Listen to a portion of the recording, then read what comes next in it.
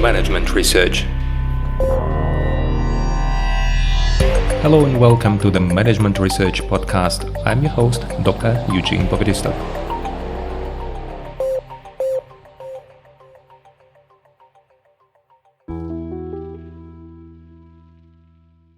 Hello and welcome to the next episode in my mini-series dedicated to organizational well-being or burnout prevention. And the whole mini-series is built around our book with Jürgen Morman, where we apply the process management tools to prevent burnout within organizations.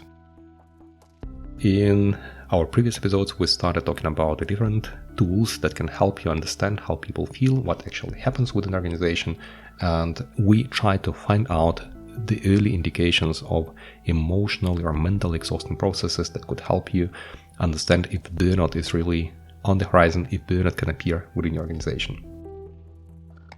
In the next subsection of our book, we talk about a method that is very interesting because I don't even know how to describe it. We just called it "What about a little magic?" The notion of these ideas is that you can apply some magical tools that may help you understand how people feel and analyze the situation better. In our book, we described in a very simple manner, and now I'm working about describing this method and trying to understand why this method works and what we can learn as managers from this method, how to apply it for complex problem solving. And the story behind this method is a very interesting one. First, I was in Ukraine, recently appointed as an HR director in an organization, and I had to go to our affiliate in Kyiv because we had some issue, and I said I should go there because it's something important. I have to help handle the issue. I didn't know much about what actually happened there. And when I was at a railway station, I saw, we have like small kiosks and they are selling different stuff from some sweets up to newspapers and books. And I saw there a deck of tarot cards.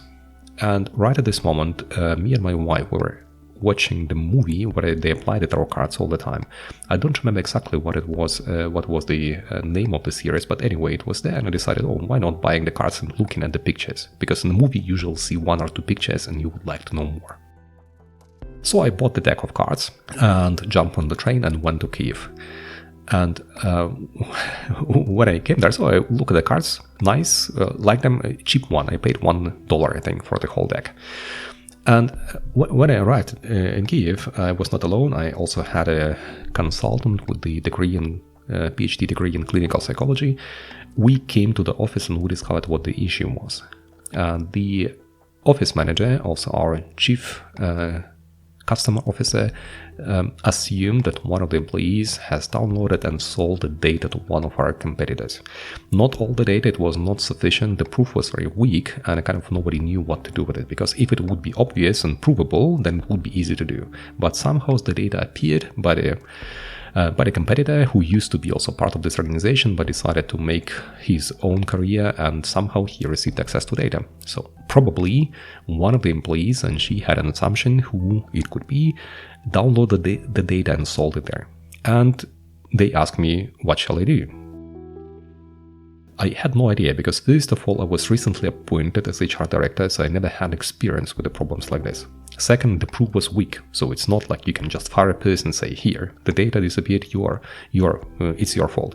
No, you cannot prove many things. They just disappeared in one place, appeared in second place, and you don't know what actually happens. We're not investigators, we're not detectives. It was not so bad for the company. It was not much of the data, only a few clients' data, but anyway, it could be a wrong signal if we do not indicate to other employees that it's not allowed, it's bad behavior and so on. So actually, we had no idea. We had a lot of information, didn't know what to start with.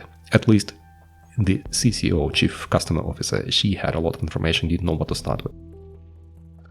Now, in the current version of my essay that I'm working on, I call it the paralysis by analysis, because you have a lot of information and you don't know what to start with. Probably you know the issue, you know the feeling.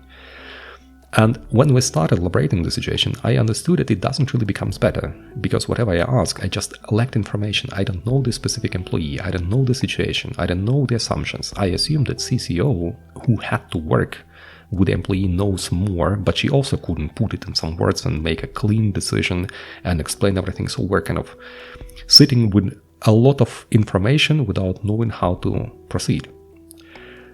And then I just had a very stupid idea. I just said, okay, let's try a novel method. I'm going to put on the table some cards. And interestingly, the CCO said, let's do it. And the consultant with degree in clinical psychology also said, let's do it. And I put the cards. And you just need to understand how much I knew about the tarot cards. I knew it only from the movie, and I knew that they use the cross when they say the first card for the past, the middle card for the present, and the left card for the third card for the future. And then you have also the one card on the bottom and one on the top, which is for the possible intervention and where would it lead to. Anyway, I took the card and put the first card, which is for the past, and was the card the lovers.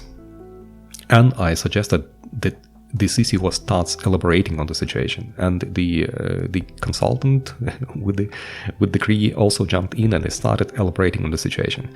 So it was a kind of creativity tool. I think it was more, but I'll write about it hopefully in my essay. I cannot tell you much more because I'm still working on it.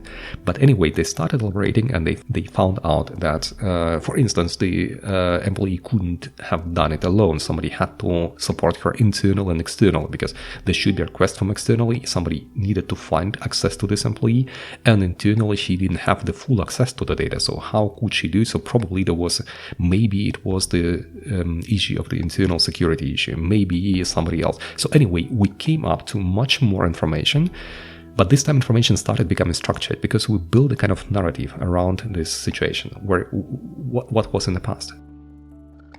Then we came to the present. I don't remember what it was. Then we came to future and what is going to happen. From my side, I didn't have to say anything. I just explained the card. I explained if the card is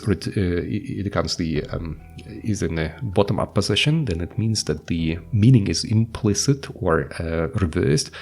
If the card is in reversed position, and just need to explain that if there is a red color, usually stands for material things, and blue color for the spiritual things, and they had to interpret the cards on their own. I just said it, for instance, the card that the Emperor stands for the somebody who governs, and they said, yeah, this might be management of our firm and so on. So they elaborated. I just needed to show cards and explain more or less the meaning of the symbols, which I developed mostly on the go because I had no experience with the tarot cards. It's my basic understanding of them. But it worked just perfectly. Within, I think, half an hour, we found out a lot of information that has been omitted that was important, like the person couldn't have done it alone. Whether it was this person or not is the question. Maybe it was the systematic issue and somebody could download the data without having access to our internal employees. Maybe somebody could break into the system. And finally, when I remember the last card. The last card is what is going to happen if we do this specific intervention. Whatever it is, I just said, and this is about what you want to do your intervention, and show the card. And then the final card was the devil. I didn't say anything, and this is what I said, I knew it. Now I know. Now I know.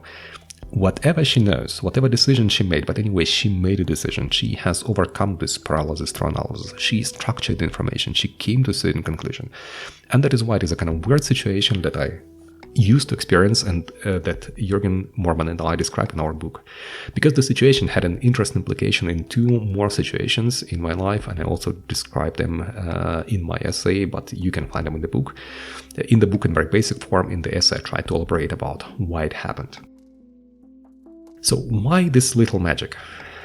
I assume that sometimes we have a lot of information and we don't have access to it. It's a kind of implicit, it's intuitive, it's stored in our brain, and we don't even think about it explicitly. And the tools like tarot cards, it shouldn't be tarot card.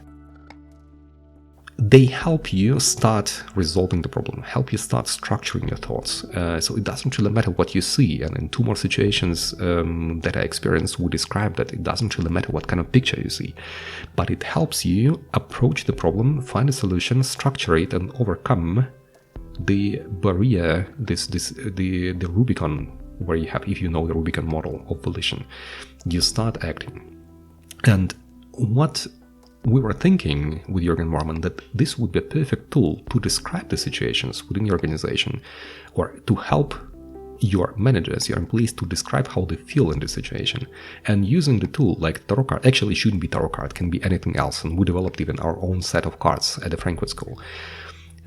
You can help employees to express their implicit thoughts into something that will help you understand how they feel and what actually is depleting their energy mostly. If you make it a kind of as a therapy, if you talk with them, if you build a narrative around something, we also suggest a thematic perception test where people have to describe a picture, a certain picture as a story with a beginning and the end. You will find out how people feel, and you will find out what actually is the issue for these people, what is depleting their energy and what makes them happy. And if they cannot formulate what often happens, we are just tired, we are exhausted, and we are maybe afraid of something and cannot even explain why. So this approach will help you to get to this information that you have unconsciously stored, that is being processed all the time unconsciously, to put it into words and to finally find a decision. The same eureka effect that we had with the CCO who said at the end, now I know what to do. Whatever she knows, she didn't explain what she wanted to do, but anyway, she came to a decision, and it was within maybe half an hour, maximum an hour, including tea drinking. So it helped us, and I assume you can try to play it, and maybe if I'm done with my essay, if one of the journals publishes it, then explain you more about the information, about the theory behind it, what it helped, why it helped, and how it works. I hope it was interesting, not too esoteric. Think about the following. I don't believe in soothsaying, but I saw that this method helps structure information, and it is just applied as a kind of boundary object thematic perception test, similar to a thematic perception test. More about it you can find out in our book. Wish you all the best. See you in the next episode, and bye-bye.